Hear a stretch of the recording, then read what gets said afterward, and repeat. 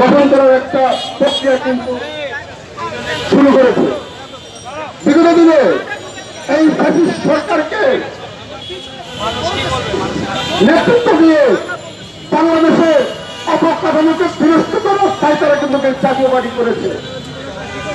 জাতীয়বাদী বাংলাদেশের গণতন্ত্রকে হত্যা করে, গণতন্ত্রের মানদণ্ডকে নষ্ট করে, নতুন করে এই বাংলাকে সংস্কারের পথে যেভাবে আগাচ্ছিল তার কিন্তু বিনষ্ট জাতীয়বাদী করেছে।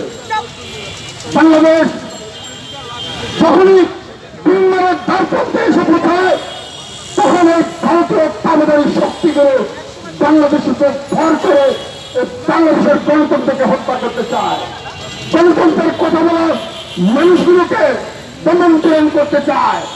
বাংলাদেশের 18 কোটা সংস্কার আন্দোলন থেকে উঠে আসা নেতৃত্ব 24-এর গণঅভ্যুত্থানের অন্যতম মহানায়ক ডাক্তার সাবেক ডিপি গণঅধিকার পরিষদের সম্মানিত সভাপতির উপরে যতটুকু হামলা করে, হত্যার চেষ্টা করে, যেভাবে হাসপাতালে ভর্তি করেছিল ঠিক একইভাবে ভিন্ন দল মতগুলোকে কুণ্ঠাসা করার জন্য এই ভারতীয় তাবেদারি শক্তিকে বাস্তবায়ন করার জন্য এই জাতীয়বাদীর মাধ্যমে সেটা লিগালিটি পাওয়ার জন্য তারা চেষ্টা করছে।